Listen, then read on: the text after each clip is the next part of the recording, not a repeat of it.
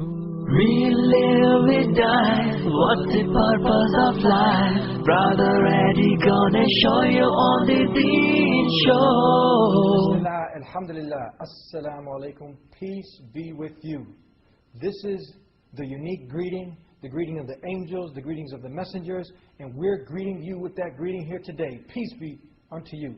And today we have a special guest, Sheikh Abdur Raheem Green, who's come back here on the Deen Show. He's with us again. He shared his story. He went from Christianity to Buddhism to Islam, acquiring peace by submitting his will to the owner of peace, not to a man, to a woman, but the creator of man and woman, the one God. And he's here with us again to talk some more. So you don't want to go nowhere. We'll be right back. Allah, there's only one God and Muhammad is his messenger. Allah, la ilaha illallah. Allah, there's only one God and Jesus was his messenger. Allah, la ilaha illallah. I don't know why I did that. Maybe it's just to break the ice. I'm here with the cool Sheikh Abdur Raheem Green on the Deen Show. This is the Green Show today. Assalamu alaikum. Yes. How are you? I like being cool. I don't know if I am cool, but I like being cool. Islam is cool, and it's cool to be a Muslim. It's cool to acquire peace by submitting to the one God, doing all the good that He's told us to do. And people can go back to thedeenshow.com. There's your special section there. People can see the story on how you came to Islam. Now, you've grown. All praises to God Almighty, Allah, that you're out there educating the not yet Muslims and the Muslims about Islam. That's right, yeah. Alhamdulillah. This is amazing. Alhamdulillah. Well, it's the least you can do. I think if you really love something, you can't help but share that thing with people. It's just inevitable. It's a psychological condition. If you really love something and that thing benefits you, you want everyone else to benefit from it as well. So how can you stop yourself sharing the beautiful message of Islam once you've tasted it and experienced it, and you know how sweet it is, and how completely it fulfills the life of an individual. You feel compelled to want to share that beautiful experience with everyone else. Sharing is caring. We care about the people. That's why we want to share Islam. Absolutely. Absolutely. Now, the thing is that you said it. You said, if I had ever read a book, that was from God, this was it. That was from God Almighty, it was this Quran. You shuffled around, you went around, and you experienced all these different religions, and then you finally came to the truth, because Islam provided the proof that it wasn't man-made, but it was divinely sent from the one God. That's right. And you didn't want to worship a man God. You also just kind of bringing people up to speed. These are some of the things we talked about. I remember like it was yesterday. Yeah. You said a penny dropped. It was like a penny drop when the man said what? Well, when he said to me, do you believe that Jesus is God? And I said, yes. And he said, do you believe that Jesus died on the cross? I said, yes. So he said, well, God died. And that was it. It was just like I realized that I didn't believe that. I didn't believe that God could die, but no one had really spelt it out for me. No one had really said, look, this is the logical, rational end result of your belief system. I knew something was wrong with it the whole time, because I always was questioning and felt uncomfortable with it. But it took someone to really spell out, look, this plus this equals this. And when he did, it was an epiphany, like you say, the penny dropped. And you came to the realization that I don't want to worship the creation. I want to worship the Creator. Elaborate on when we say the Creator. Some people just mix it all up. They say God's in you, God's in me, we're all gods. God could be a man. And it gets confusing.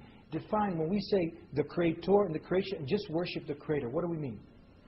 Well, I think it's really beautifully summed up in a very short but extremely powerful chapter of the Quran. قُلْ هُوَ اللَّهُ أَحَدٌ اللَّهُ الصَّمَدُ لَمْ يَلِدْ وَلَمْ يُولَدْ وَلَمْ يَكُنْ لَهُ كُفُوًا أَحَدٌ. Which is actually called Surah Al-Ikhlas, which means the purity. It's the purity of faith. And it says, قُلْ هُوَ اللَّهُ أَحَدٌ اللَّهُ الصَّمَدُ لَمْ يَلِدْ وَلَمْ يُولَدْ وَلَمْ يَكُنْ لَهُ كُفُوًا أَحَدٌ, which means that say He is Allah Ahad. Now the word Ahad means one and alone. It's not just one, you could be one or I could be one, but one and alone, without any partners. So the concept of Trinity is excluded in Ahad.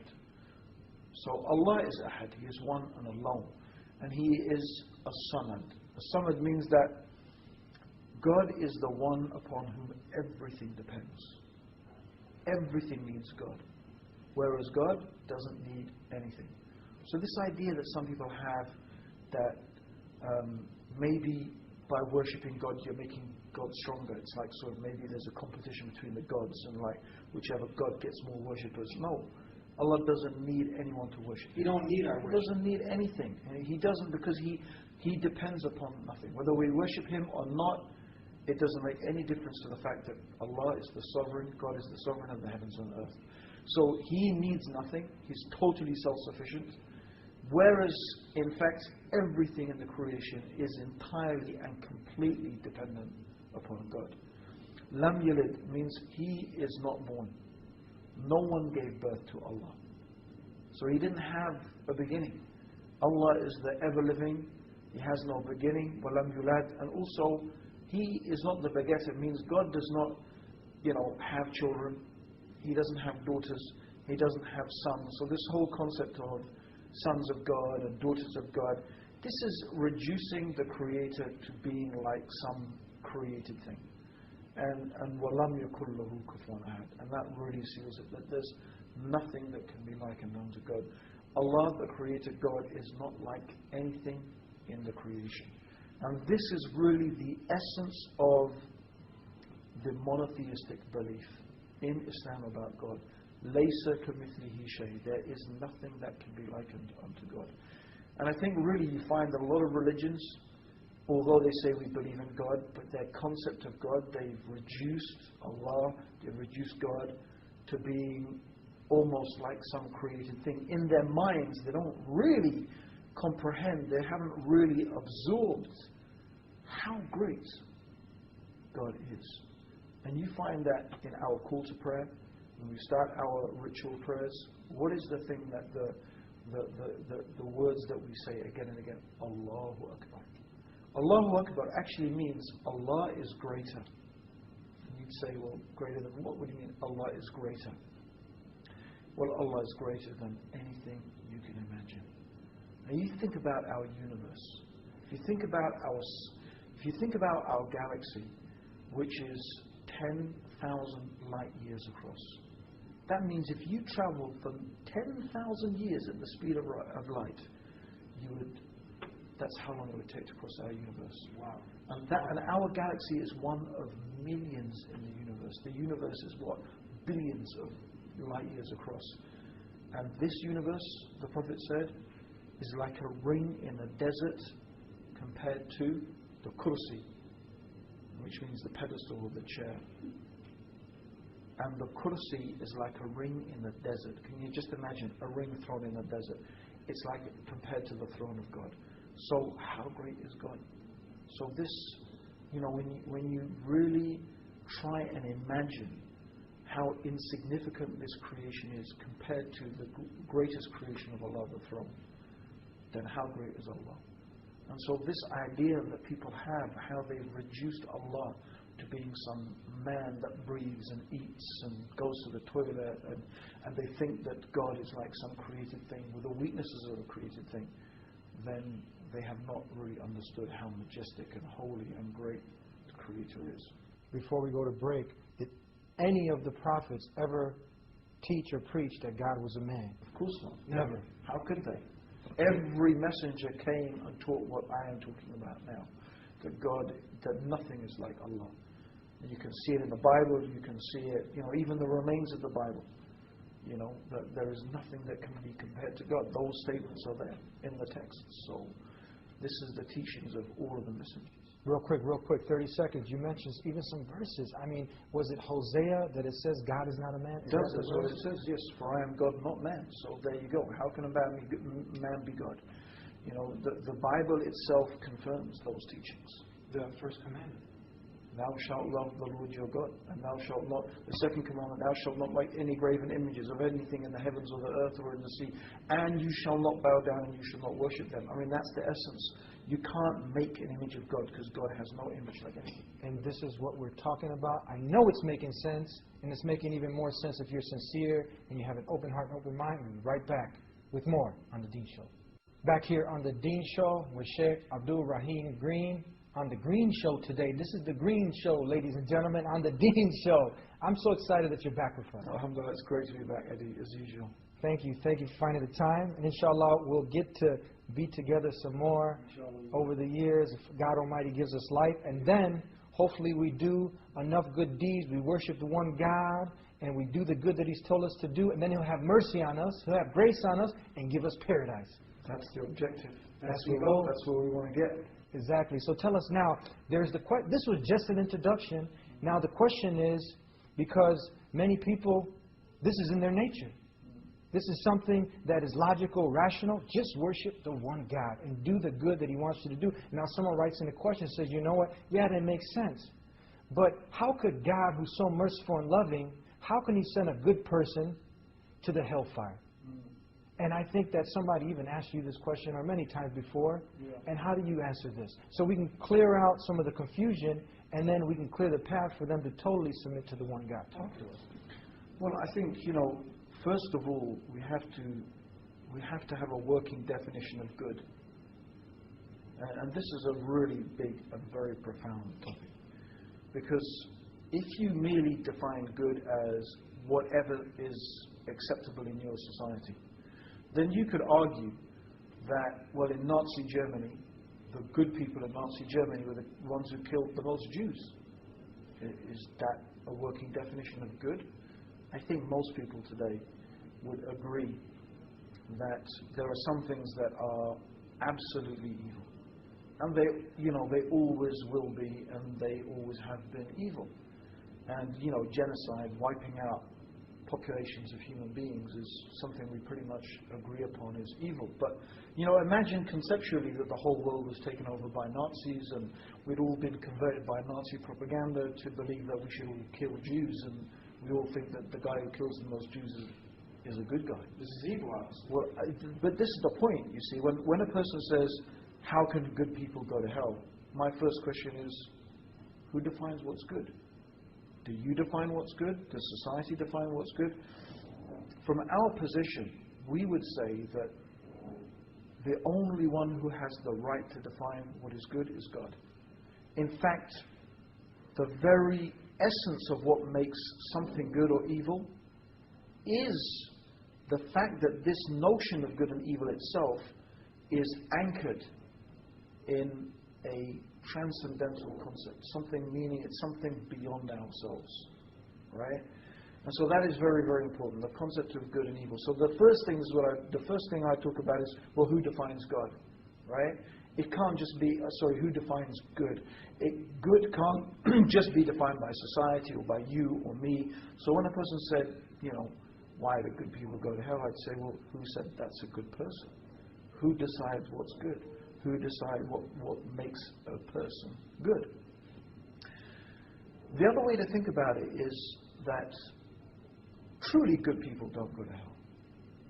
And truly good people, as far as God has defined it, as far as the Creator has defined it, good has a foundation. And that foundation starts with that person's relationship and recognition and obedience and submission to God.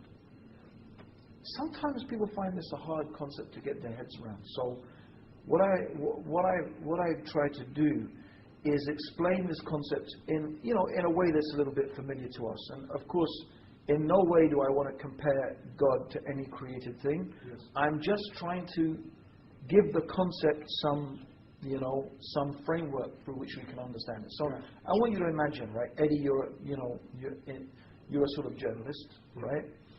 And the Dean Show, you have the Dean Show. You decide one day, you hear about this guy he's a really good guy.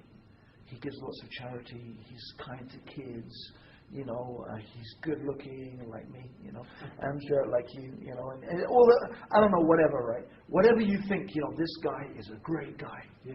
But this guy keeps on saying bad things about his parents. Don't talk about my parents. My parent, he just says bad things. So you being a journalist, you say, I want to find out. Who are these parents? They must be awful people, right? So you track them down and you interview them. And you find out that they're the sweetest, nicest, kindest people. They gave everything to their son. Everything. Everything to educate him. They lived in poverty so that he could, whatever you think, but they gave everything. They never did anything bad to him, right? Now what do you think of this guy? He's a creep now. Yeah. And you know what? The fact is that all the good that he did just looks like nothing. It's starting to go out the window. Yeah, because you say, I can't ever think of a person who would treat his parents like that as being good. It doesn't matter what he does for the whole of humanity. But if he can't treat his parents properly, how can we look at him as good? Because there are some things that are so bad, it outweighs all the good that you do. And that's how we should look at a person who denies God, who abuses God, who considers something in the creation to be equal with God. This is so insulting and so abusive and so denying the reality of God. And in reality, God has more right to be loved, more right to be worshipped, more right to be respected than even your own parents. I mean, God gave you your parents, right?